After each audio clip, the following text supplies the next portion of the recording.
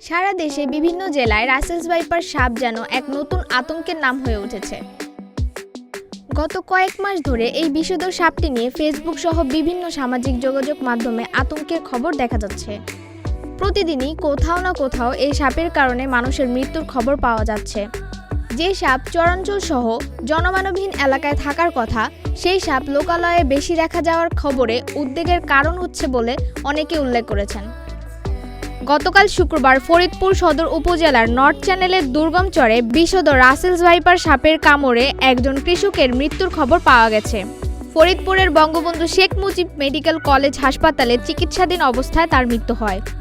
শুক্রবার সকালে সদর উপজেলার ডিক্রিচর ইউনিয়নে আইজুদ্দিন মাতাব্বরের ডাঙ্গি গ্রামের ক্ষেতে কাজ করার সময় একটি রাসেলস ভাইপার সাপ দেখতে পান ওই গ্রামের তোতা মোল্লার ছেলে মুরাদ মোল্লা।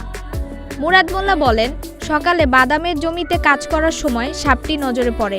এরপর লাঠি এনে ৩-৪টি বাড়ি মেরে সাপটি মেরে ফেলি।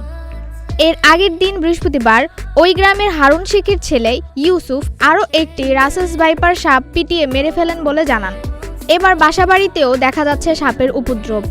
দৌলতখান উপজেলার ভবানীপুর ইউনিয়নের ১ নং ওয়ার্ডের ঝালুমাঝির বসতঘর থেকে একটি রাসেলস ভাইপার উদ্ধার করা হয়।